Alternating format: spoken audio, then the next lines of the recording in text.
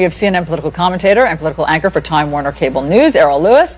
We have Washington Post reporter Abby Phillip and CNN political analyst David Gregory. Great to have all of you. Abby, I'll start with you since we were just having this conversation. Donald Trump says he's going to ban lobbyists from serving in the White House. Isn't that already a law? It is. I mean, he's basically just extending a policy that's been in place throughout the Obama administration. President Obama started that. Right. And he's continuing it, which, you know, I mean, to his credit, he doesn't have to do that. Wait a minute, but lobbyists can at the same time be a lobbyist and serve in the White House? Well, not right now, but he's continuing the policy of preventing them from doing that. And I mean, he didn't have to do that to begin with. And I think there were a lot of people in the federal government who had complained that, hey, like, you know, you got to have lobbyists. They know what they're talking about. But, you know, for the drain the swamp policy, I think this fits in. And what he's doing is also extending the term after they leave the White House, which they can't lobby, so they can't make that money. But David Gregory, you know, I feel like going after lobbyists is an easy target, right? I mean, who's going to stand up for lobbyists? It's like rooting for the Death Star.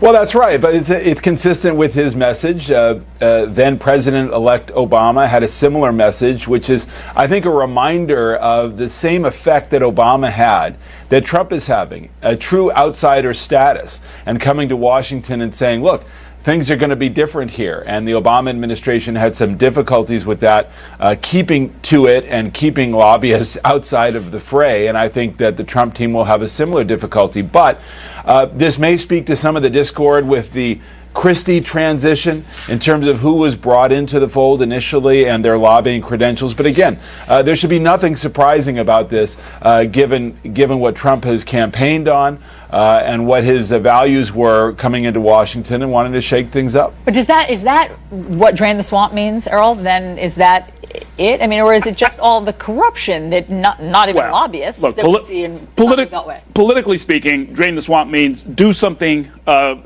to push back the influence of the lobbyists. And so you can do that a number of different ways. And so in this case, you have, you know, one particular configuration. Now, you know, does that mean lobbyists are going to be absent? If you have lobbyists running your transition committees, which is what Donald Trump has, and they are going to sort of set the framework and hire all of the people, maybe their work is done and they don't need to actually, you know, dirty their hands with actually serving in the administration. They've picked all the people who are now beholden to them to have those jobs in the administration. And there are different kinds of swamps, aren't there? There's a swamp that's filled with lobbyists, and then there could be a swamp. You could conceive of a swamp filled with family members, couldn't you? Because now there is this continuing notion that Jared Kushner, the son-in-law to Donald Trump, will end up in the administration. The Wall Street Journal has a fascinating article this morning which goes into great detail saying that Kushner could end up with a senior advisor role within the White House, which would be unprecedented, which some people say is against the law, although others say that the president himself would not be beholden to these nepotism laws. Still, it would be a big deal to have a family member serving in a senior role like that. Right. I think lobbyists are one thing, and it's the easiest thing for average people and just sort of like rank and file Americans to understand. But there are a lot of other ways. There's family members, there's Wall Street. I mean, we're talking about potentially senior officials who are coming straight from Wall Street into the Trump administration. And the Kushner influence is very real and very significant right at this moment. He is the driving force of a lot of these changes we're seeing in the Trump transition. And I think that is a key signal that he's not going away anytime soon. They will try to find some way for him to continue to be a part of. But clearly they're going to they'll have to deal with ethics laws. They'll have to deal with nepotism laws. And I suspect, you know, they will deal with that if he doesn't take any money, for example. Maybe then that's one the way loophole, right, David? I mean, if he doesn't take any money, then the nepotism law doesn't apply, and he's not even a blood relative.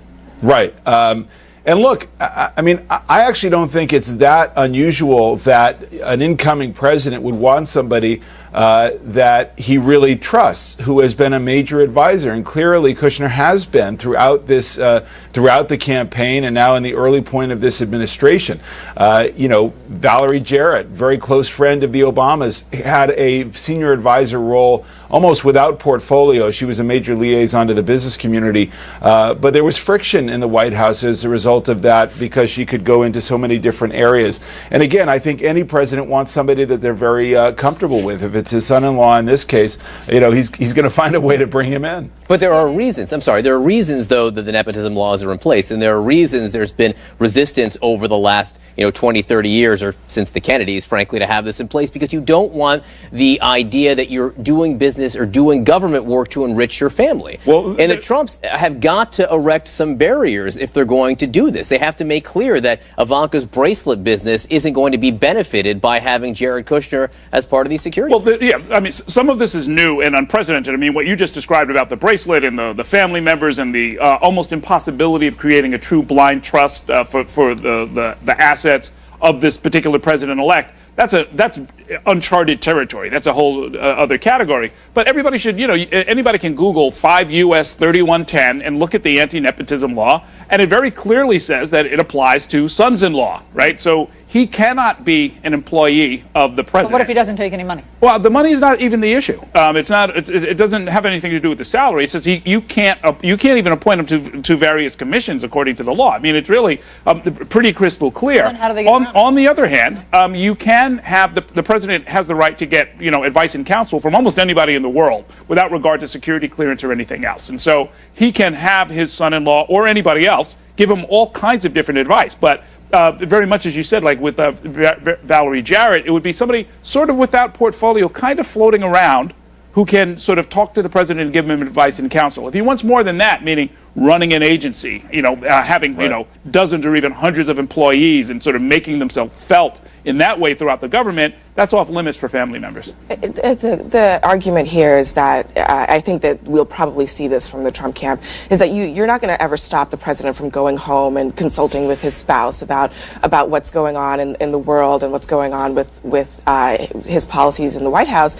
And I think that we'll start to see this argument coming from Trump camp that, if Jared Kushner is advising his father-in-law, talking to him about the world, talking to him about broad strategy issues, there's no way that a nepotism law can prevent that from being the case. Winning lets you do a lot of things, right? Winning the White House gives you wide latitude to get a lot of stuff done that you want. It also gives you the latitude to meet with people who you may not have liked very much or may not have liked you very much during the campaign. If you look at the list of people visiting Trump Tower today, there's one name that pops out.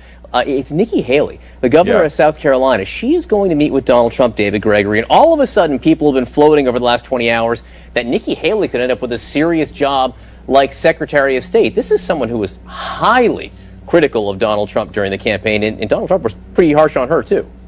Yeah, well, I think this should be viewed as a positive sign. I mean, the politics is over. The campaign is over. Now it's time to lead.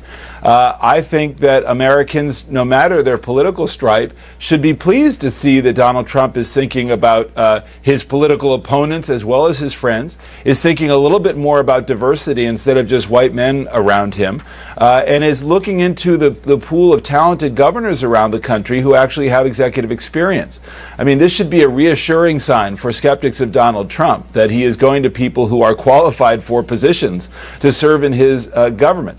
Now, again, former governor, she'll be vetted, she'll be scrutinized in terms of views of the world and how she might be a Secretary of State. But again, as a sitting governor with executive experience to run a major part of the government,